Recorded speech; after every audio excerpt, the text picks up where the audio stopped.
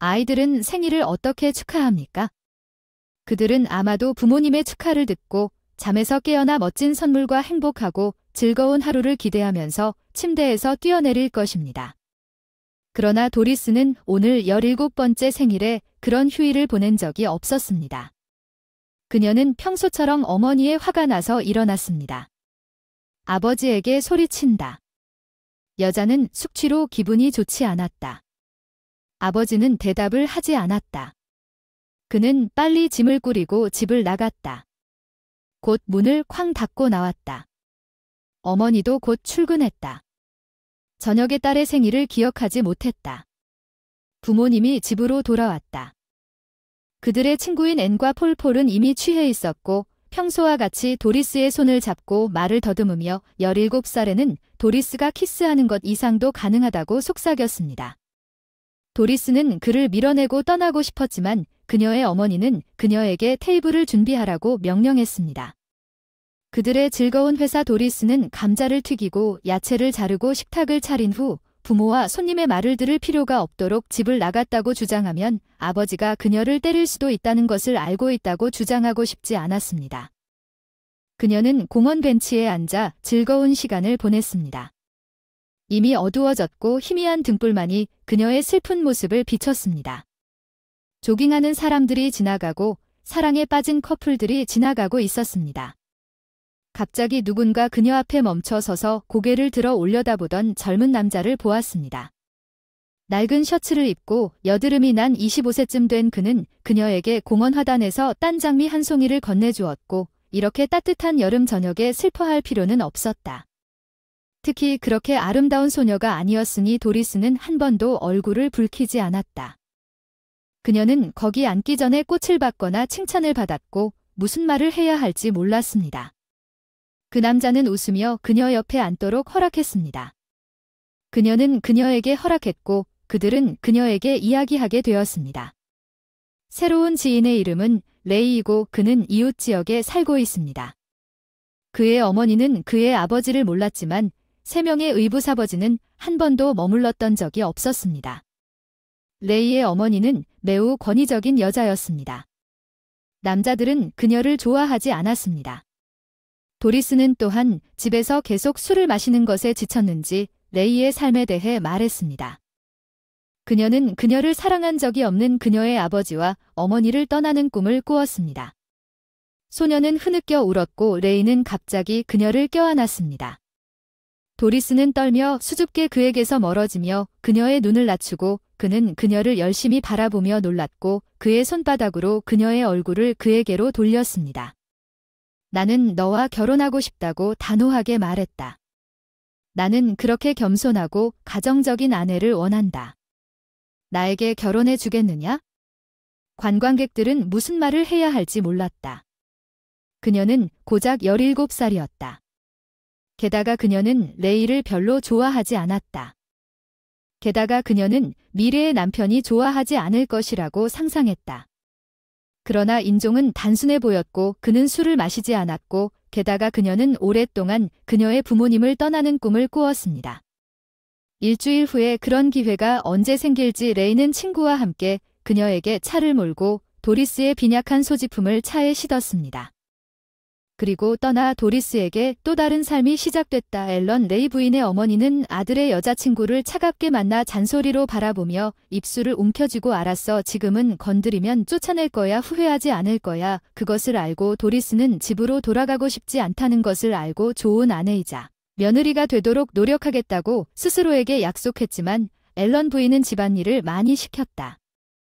맛없는 음식과 제대로 다림질되지 않은 세탁물. 도리스는 앨런 부인에게서 친절한 따뜻한 말을 한 번도 듣지 못했고 곧 레이가 그의 어머니만큼 성격이 까다롭다는 것을 깨달았습니다.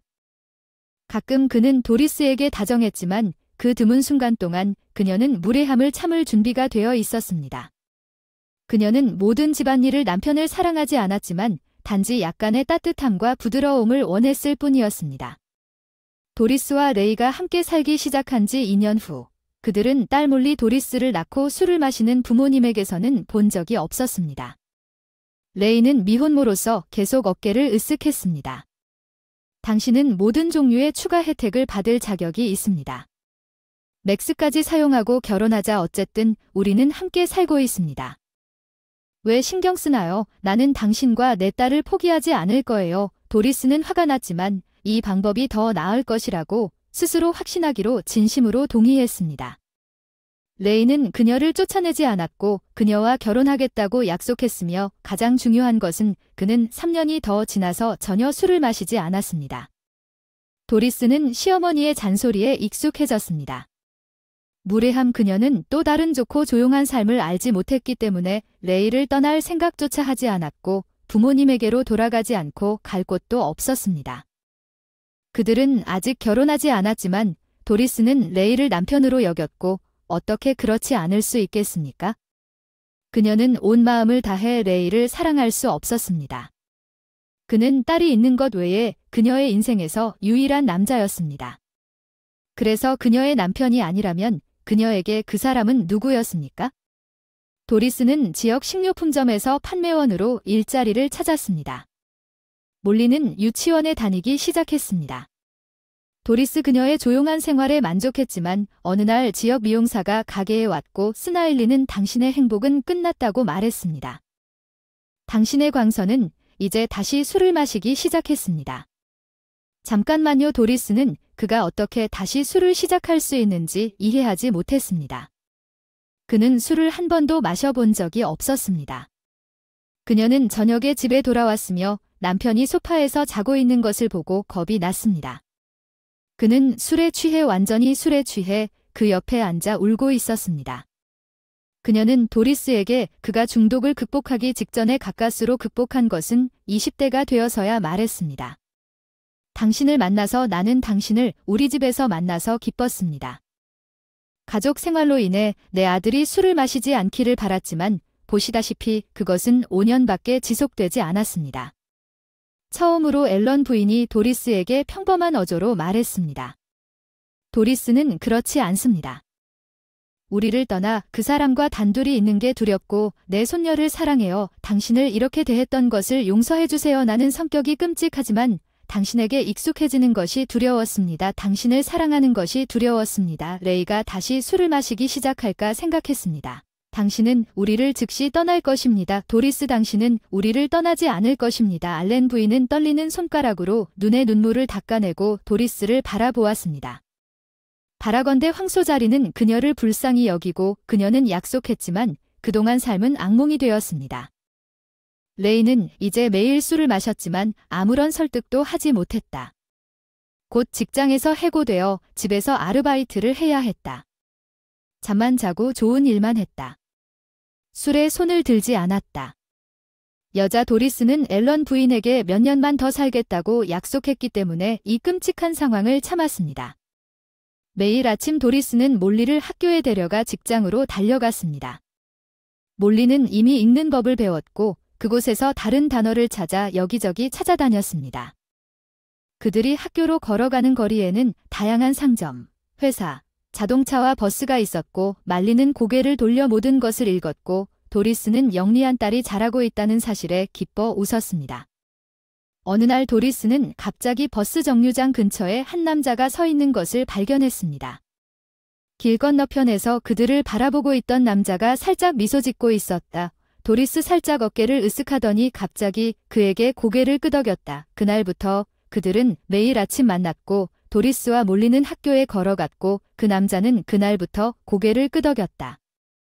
버스 정류장에 서서 미소 짓고 그들에게 손을 흔들곤 했어요. 엄마 그 사람 착하다고 말리가 갑자기 말했어요. 어느 날 그 사람에게 가서 인사하자. 우리가 낯선 사람에게 다가갈 수 없는 것 같아요. 아빠가 우리를 꾸짖을 거라고. 도리스 말리가 침착하게 아빠에게 대답했어요. 그는 항상 술에 취해 우리를 전혀 좋아하지 않는다고 꾸짖고 이 남자는 착해요. 당신이 그를 좋아하는지 알아요. 도리스는 얼굴을 붉혔습니다.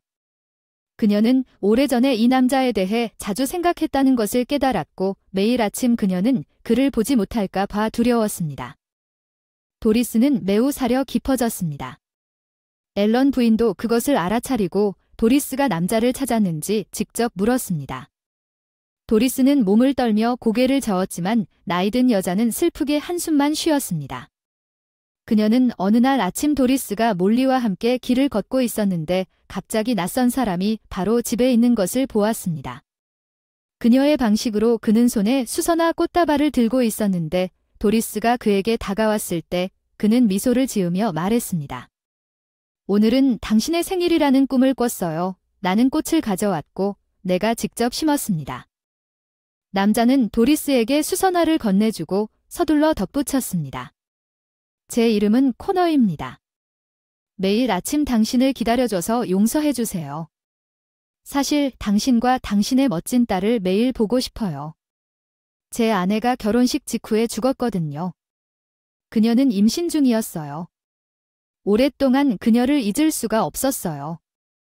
너를 보니 마치 내가 다시 살기 시작한 것 같았어. 내가 틀린 말을 했다면 미안해. 너는 결혼한 게 틀림없어. 도리스는 그를 바라보며 아무 말도 하지 않고 거의 울 뻔했다. 우리 엄마 생일은 내일 모레야. 너 꿈을 잘못 꿨어. 말리는 중요한 표정으로 우리 엄마의 이름은 도리스라고 말했습니다. 그녀는 조금 수줍음이 많아 저기 가게 모퉁이에서 일하고 저는 그녀의 딸입니다.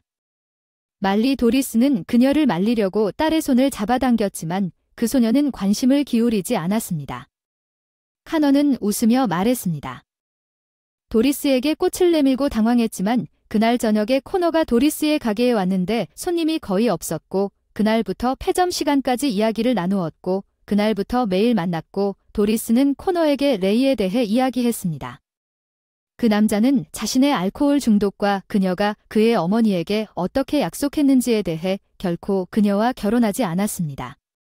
그 남자는 그녀의 말을 듣고 아무 말도 하지 않았으며 단지 그녀의 머리에 있는 한 가닥의 머리카락을 부드럽게 만졌을 뿐이었습니다.